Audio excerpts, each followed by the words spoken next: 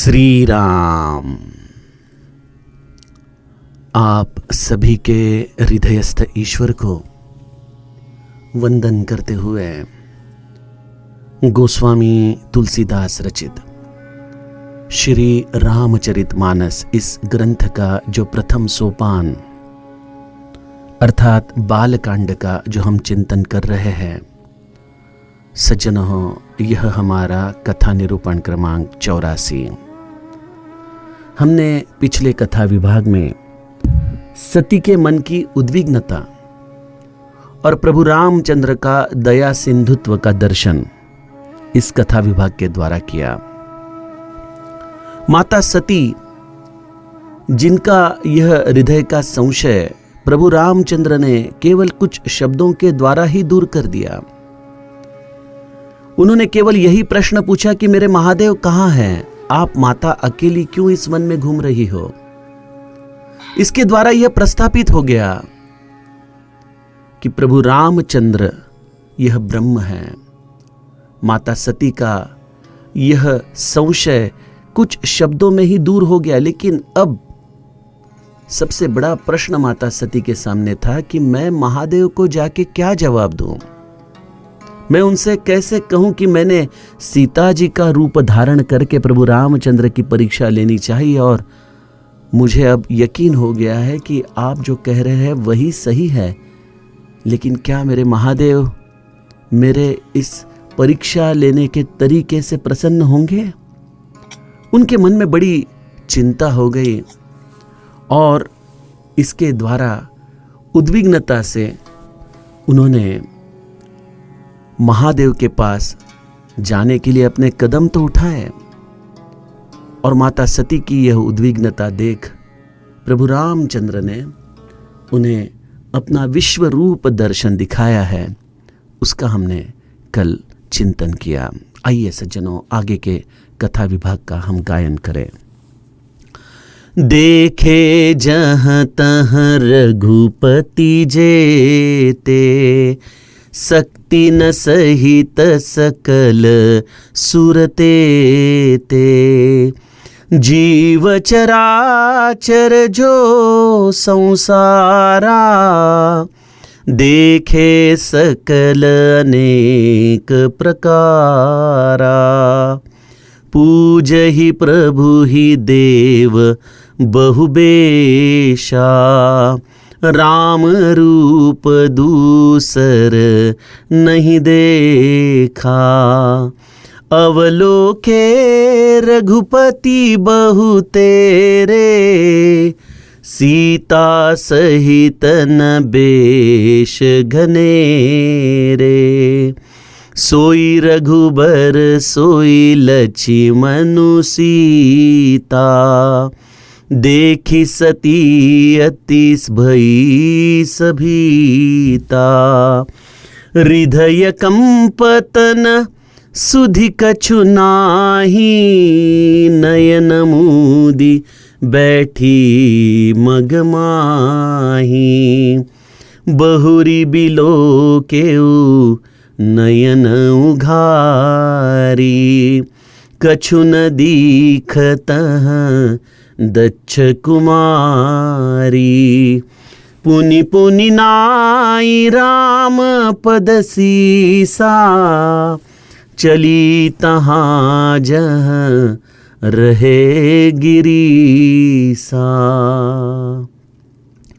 गई समीप महेश तब, हंसी पूछी कुशला। लीनी परीक्षा कवन विधि, कहु सत्य सब बात सियावर। रामचंद्र प्रिय हो।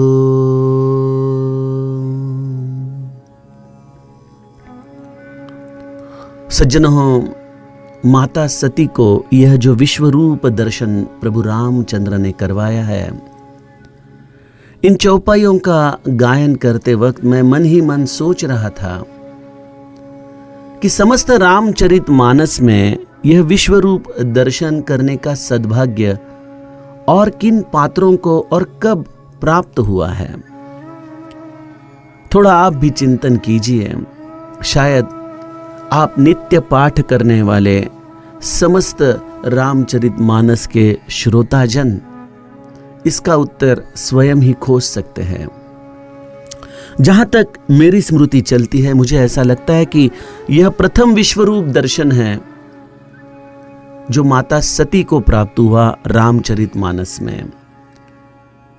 द्वितीय विश्वरूप दर्शन माता कौसल्या को अवध में प्राप्त हुआ है, जब माता कौसल्या भगवान को भोग चढ़ाने हेतु रसोई घर से आती रहती है। तब वह देखती है कि अपना सुपुत्र राम उस भोग को स्वयं ग्रहण कर रहे हैं, जबकि माता कौसल्या ने प्रभु राम को नहा धोकर उसे बिल्कुल स्वस्थता से वहां पे विश्राम में रखा था। तो वह अचरज में पड़ गई कि मेरे राम इस मंदिर तक कैसे आए। उस वक्त कौसल्या को प्रभु रामचंद्र ने हंसते हुए अपने मुखमंडल में विश्वरूप दर्शन करवाया था। और तीसरा विश्वरूप दर्शन उत्तरकांड में काकभुशुंडी को हुआ है। वह भी अवध में ही हुआ है, जब वह प्रभु रामचंद्र के साथ खेलते वक्त अनंत ब्रह्मांडों की सैर करते हैं और उसके पश्चात उनके मुंह में प्रवेश कर उनके अंतरंग में भी अनंत ब्रह्मांड ही पाते हैं। ऐसे 3 विश्वरूप दर्शन मेरे स्मरण में आ रहे हैं। शायद एकाध स्मरण मुझसे भी चूक सकता है, लेकिन मैं कहने का जो तात्पर्य है कि इन 3 विश्वरूप दर्शन में साम्यताएं हैं और उसी तरह से उसकी फलश्रुति भी थोड़ी अलग अलग है। साम्यता यह है कि जैसे हमने कुरुक्षेत्र में अर्जुन और प्रभु श्री कृष्ण का यह संवाद द्वारा जो विश्वरूप दर्शन 11वें अध्याय में देखा है, वह विश्वरूप दर्शन अर्जुन ने कृष्ण को विनंती कर, अगर यह शक्य है तो मुझे आपका यह विराट रूप का दर्शन आप दे सकते हो, ऐसी पृच्छा कर इस दर्शन को प्राप्त किया है। जबकि रामायण में ये तीनों प्रसंगों में अकस्मात प्रभु रामचंद्र ने यह सामने वाले पात्र को यह विश्वरूप दर्शन दिलाया है। जैसे माता सती हो, कौसल्या हो या काकभुशुंडी हो, यह तीनों भी इस दर्शन के लिए कोई प्रश्न नहीं पूछते हैं। यह तो प्रभु रामचंद्र ने कृपा करके उन्हें यह दर्शन दिलवाया है।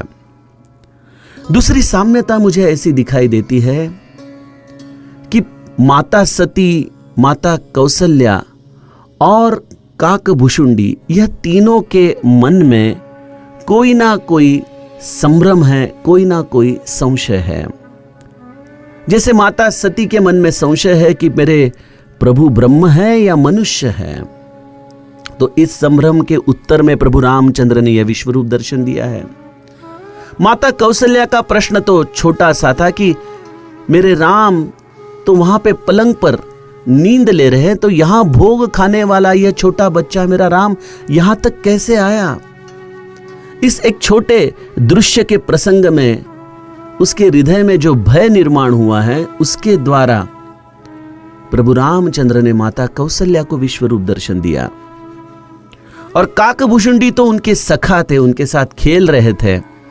बस प्रभु रामचंद्र ने अपना हाथ उन्हें पकड़ने के लिए आगे किया और तब काकभुशुंडी प्रभु रामचंद्र से बचने के लिए उड़ते गए। ब्रह्मांड एक एक पार करते करते जा रहे हैं, लेकिन पीछे मुड़कर देखे तो उन्हें प्रभु रामचंद्र का हाथ उनके पीछे आते हुए दिख रहा है। उसी तरह से फिर वह अवध में आते हैं और प्रभु रामचंद्र के मुख में प्रवेश करते हैं, तो उनके अंतरंग में भी वह अनंत ब्रह्मांड प्राप्त करते हैं। लेकिन अगर इन तीनों दर्शनों के विरोधाभास में अगर हम जाएं, तो सज्जनों, केवल माता सती का ही विश्वरूप दर्शन की फलश्रुति यह उनके हृदय में उद्वेग निर्माण करती है, लेकिन माता कौसल्या और काकभुशुंडी को जो यह विश्वरूप दर्शन हुआ है, उससे उनका संपूर्ण समाधान हुआ है। माता कौसल्या प्रभु रामचंद्र को इस विश्वरूप दर्शन के पश्चात एक ही वरदान मांगती है कि आप ब्रह्म हो, यह विवेक मेरे मन से कभी भी विस्मृति में न जाए। आप मेरे सुपुत्र हो, ठीक है, लेकिन आप मूलतः ब्रह्म हो।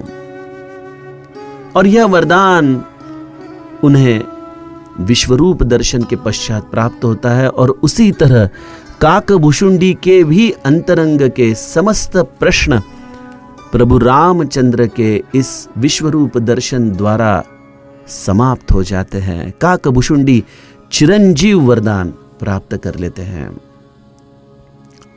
तो यहां प्रश्न ऐसा आता है कि माता सती जो इस सुखधाम का रूप दर्शन कर रही है और उन्हें अब प्रभु रामचंद्र ने स्वरूप का भी दर्शन करवाया है, ऐसे रूप और स्वरूप के दर्शन के पश्चात माता सती की उद्विग्नता क्यों खत्म नहीं हुई?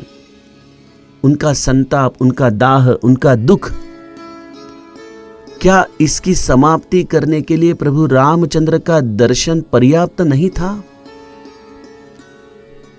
सज्जनों, हमें इसी सूत्र का चिंतन आज इन चौपाइयों के अंतरंग से करना है। लेकिन पहले हम यह विश्वरूप दर्शन, जिसका हमने कल आधा वर्णन सुना, उसके बचे हुए कुछ रूप के दर्शन हम देखें और उसके पश्चात मूल प्रश्न पर आए कि विश्वरूप दर्शन के पश्चात माता सती के हृदय की यह उद्विग्नता क्यों जारी रही? क्यों वह अपने स्वयं को प्रभु रामचंद्र के चरणों में शरणागत नहीं कर पाई? ऐसा क्या हुआ? ऐसी क्या स्थिति है? ऐसी क्या गलती हुई है? तो प्रभु रामचंद्र ने जाना राम सती दुख पावा, निज प्रभाव कछु प्रगति जनावा। माता सती के हृदय का यह दुख देखकर प्रभु रामचंद्र ने अपने इस विश्वरूप दर्शन को उनके सामने प्रकट किया है। वह दया सिंधु है। जीव का समाधान करने के लिए प्रभु रामचंद्र किसी भी स्तर तक जाते हैं।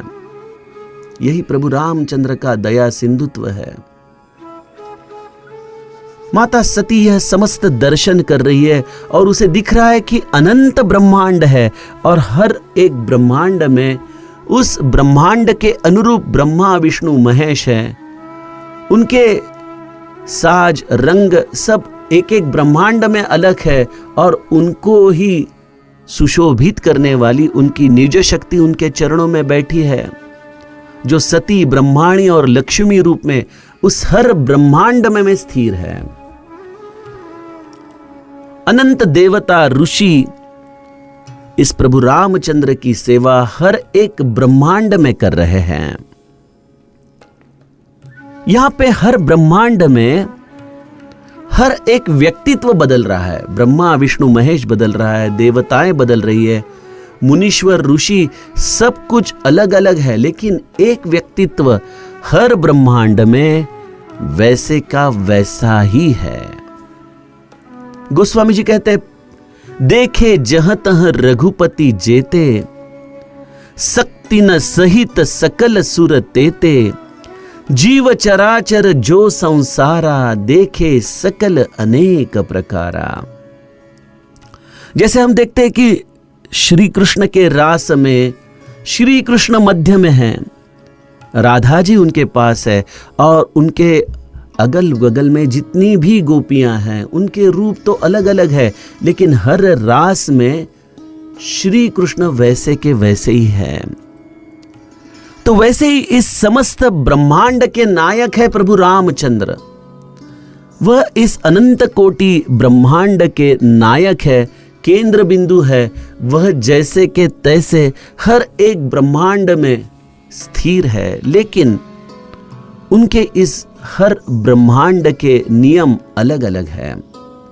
जैसे हम देखते हैं कि हमारे देश की एक कानून व्यवस्था है, अगर हम कोई और देश में जाए तो वहां पे कानून व्यवस्था अलग होती है। तो एक ही पृथ्वी में अलग अलग देशों में अलग अलग कानून व्यवस्था है। इस पृथ्वी पर भी जो अनंत देश है, उनमें रहने वाले लोग भी उस भूभाग के अनुसार अलग अलग व्यक्तित्व रखते हैं।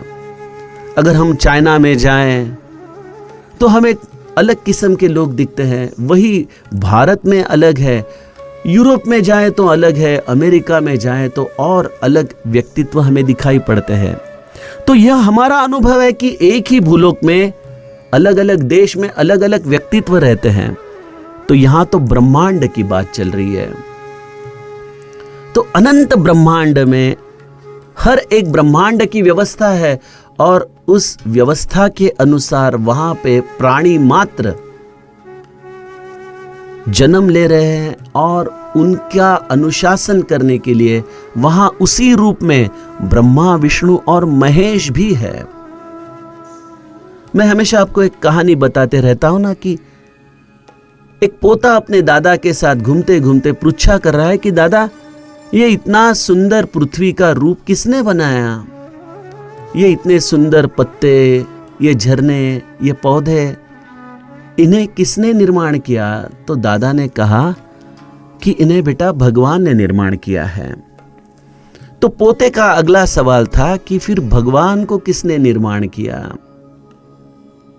तो वह कहते हैं कि ईश्वर को व्यक्ति के भाव ने निर्माण किया है। जैसे उसके हृदय में भाव है, उसी तरह से उस व्यक्ति के भाव अनुसार ईश्वर ने रूप धारण किया है। तो ईश्वर के भावानुसार हमें अलग अलग इस सनातन संस्कृति में भी ईश्वर के रूप दिखाई देते हैं। तो ब्रह्मांड तो अनंत है, वहां पे रहने वाले लोग अलग अलग हैं, उनकी धारणा अलग है, उनका भाव अलग है, लेकिन ईश्वर का नियम वहां पे भी वही है कि उस ब्रह्मांड में रहने वाले जीवों के अनुसार वहां पे ईश्वर ने अपना रूप धारण किया है।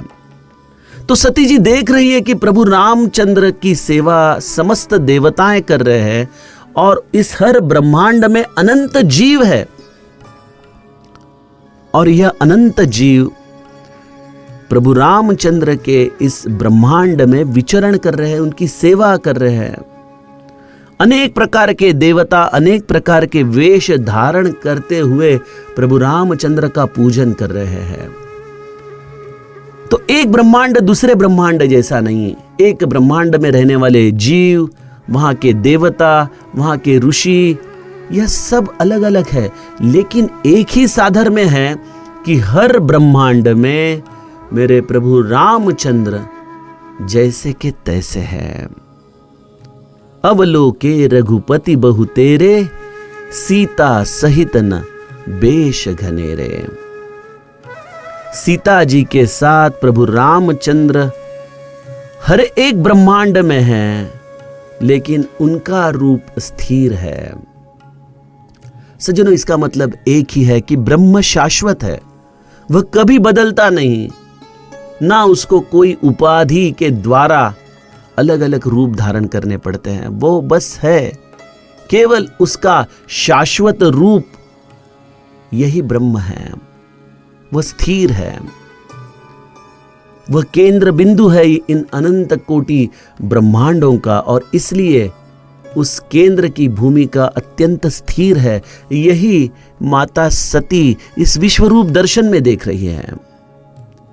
गोस्वामी जी कहते हैं, सोई रघुबर सोई लक्ष्मणु सीता, देखी सती अति भई सभीता। वही रघुनाथ जी हैं, वही लक्ष्मण जी हैं, वही सीता जी हैं। यह सब जब सती अवलोकन करती है तो वह डर जाती है कि जो मेरे पति मुझे बता रहे थे कि वही सच्चिदानंद ब्रह्म है, वही अनंत है, अपार है, हमारे कल्पनाओं से परे है, हमारे विचारों से परे है। और यह माता सती प्रत्यक्ष अनुभव कर रही है कि इतने अनंत ब्रह्मांडों में एक ही राम स्थिर रूप से हमें दिखाई दे रहे हैं। और इतने प्रभु रामचंद्र की छवियां देखकर माता सती के हृदय में कंपन होने लगा। वो डर गई है, उसकी सुध बुध खोने लगी है। और देखिए इतना अद्भुत विश्व रूप दर्शन माता सती को हो रहा है। वो जिस दिशा में देखे उस दिशा में प्रभु रामचंद्र, माता सीता और लक्ष्मण, इनके सिवा और कोई दिखाई नहीं दे रहा है। और ऐसे विश्व रूप दर्शन से जहां अर्जुन अत्यंत रोमांचित हो गए, जहां काकभुशुंडी और माता कौशल्या का समस्त संदेह मिट गया, वहां पे माता सती की उनसे विपरीत अवस्था हो गई। वह अपने आंखें मूंद कर रास्ते पर नीचे बैठ गई। डर गई वो इस विश्वरूप दर्शन से। बहुत देर तक अपनी आंखें बंद करते हुए सहमी हुई माता सती, डरी हुई माता सती अपनी आंखें खोलने से खुद को रोक रही है, क्योंकि वो डर रही है उस दर्शन से। देखिए जहां पे काकभुशुंडी, माता कौशल्या या अर्जुन, यह इस विश्वरूप दर्शन के हर एक छोटे से छोटे बारीकाइयों को, पहलुओं को बड़े प्रेम से, सद्भाव से देख रहे हैं, वहीं माता सती की अवस्था ऐसी है कि वह इस विश्वरूप दर्शन को नहीं देखना चाहती है। वह अपने आंखें बंद कर लेती है। ऐसा क्यों? सज्जनों, इसका उत्तर भी हमें भगवद गीता ही देती है। इसका उत्तर भी हमें उत्तरकांड और अयोध्या कांड के यह प्रसंग हमारे अंतरंग में जवाब देते हैं। पहला कारण हम भगवद गीता से देखें तो जब प्रभु श्री कृष्ण ने यह विश्वरूप दर्शन अर्जुन के सामने प्रकट किया, तब अर्जुन को कुछ भी दिखाई नहीं दिया। वह तो कह रहे कि प्रभु आप तो जैसे हो वैसे ही मुझे दिखाई दे रहे हो। तब श्री कृष्ण को समझ में आया कि मैंने विश्वरूप दर्शन तो प्रकट किया, लेकिन उसे देखने के लिए जो चक्षु चाहिए वह मैंने अर्जुन को प्रदान नहीं किए हैं। इसके कारण अर्जुन यह मेरा विश्वरूप दर्शन नहीं देख पा रहा है। अर्जुन के तो श्री कृष्ण सब कुछ थे, उनके सखा थे, उनके ईश्वर थे, उनके गुरु भी थे। और इसलिए श्री कृष्ण ने उन्हें उस रूप का दर्शन देने की आंखें भी प्रदान कर दी। उन चक्षुओं के द्वारा ही अर्जुन श्री कृष्ण का विश्वरूप दर्शन देख पाए। और यहाँ पे कौशल्या और काकभुशुंडी के ऊपर भी प्रभु रामचंद्र ने वही कृपा की। और यह प्रत्यक्ष श्री कृष्ण ने भी कहा है कि जब तक मेरी इच्छा होती नहीं तब तक इस रूप को कोई जीव देख नहीं पाता। यहां पे माता सती के प्रति प्रभु रामचंद्र की भी इच्छा है कि शायद उन्हें विश्वरूप दर्शन से संतोष प्राप्त हो, उनके मन का संदेह निकल जाए। लेकिन यहां पे एक मुश्किल ऐसी है कि इस रूप का दर्शन प्राप्त करने के लिए जो सद्गुरु कृपा आवश्यक है वह माता सती के साथ नहीं है। वह तो अपने गुरु वचनों पर संशय लेके यहां पे आई है। तो सज्जनों, सूत्र बहुत ही सहज है कि हमें विश्वरूप दर्शन देने के लिए केवल और केवल गुरु चरण रज ही जरूरी है। उस रज के आधार से ही यह विश्व का, यह ब्रह्मांड नायक हमें अपने अंतरंग में हम जान सकते हैं। अन्यथा प्रत्यक्ष ईश्वर भी सामने आ जाए, लेकिन अगर गुरु आज्ञा नहीं है तो इसके द्वारा दिया हुआ दर्शन मन में डर ही निर्माण करेगा, मन में उद्विग्नता ही लाएगा। इसलिए क्या करना चाहिए? एक ही चीज है और वह है गुरु चरणों पर अनन्य भाव से विश्वास और शरणागति।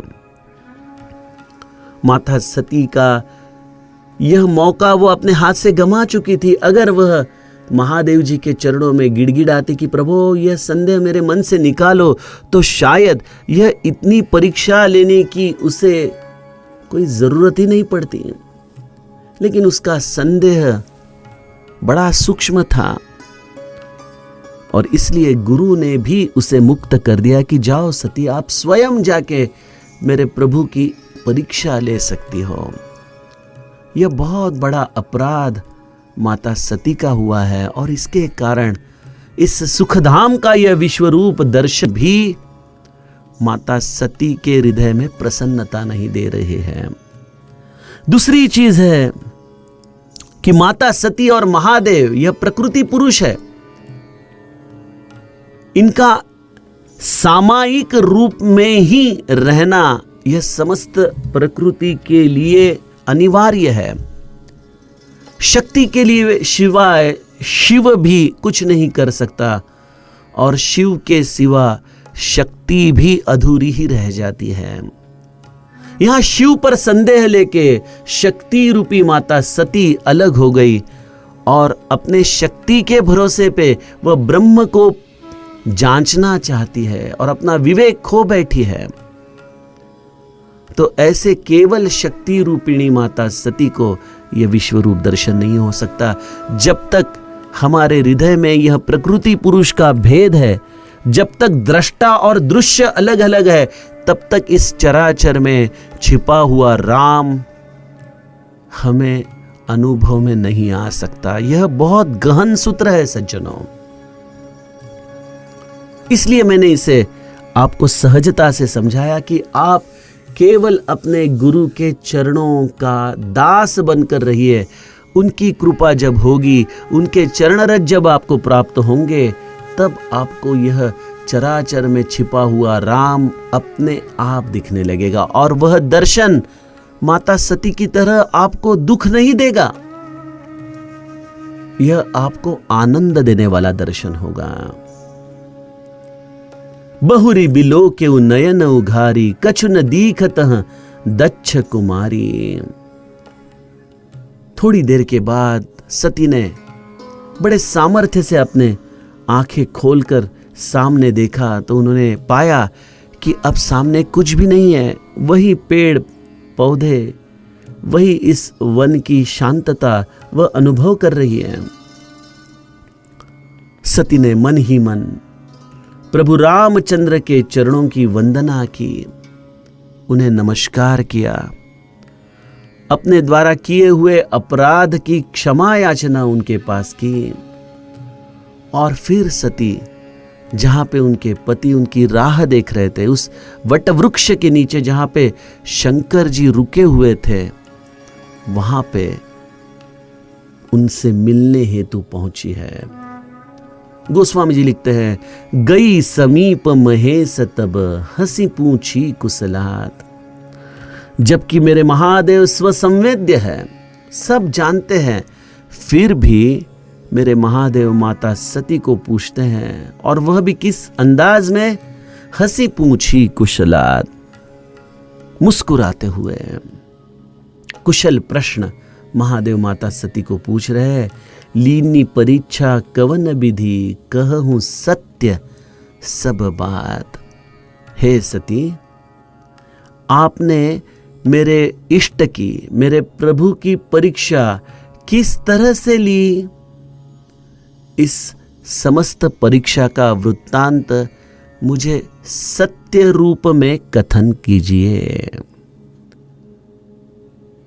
यह एक बहुत ही चिंतनीय स्थिति है इस माता सती और महादेव के रिश्ते की, कि जबकि महादेव अपने हृदय में जानते हैं, फिर भी वह सती के मुख से सुनना चाहते हैं। सज्जनों, यही सद्गुरु का दया सिंधुत्व है कि वह हमें अनंत मौके देते हैं अपनी गलतियों का निवेदन देने के लिए। हम अपराधी है इसका निवेदन देने के लिए, लेकिन जीव ऐसा है कि वह सब कुछ परमार्थ के विरुद्ध रहते हुए भी अपने गलतियों का निवेदन कभी अपने इष्ट के पास नहीं करता, अपने सद्गुरु के पास नहीं करता।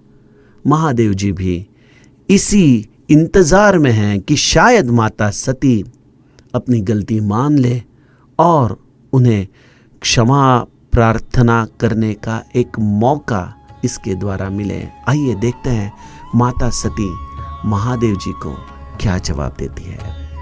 जानकी जीवन स्मरण, जय जय राम।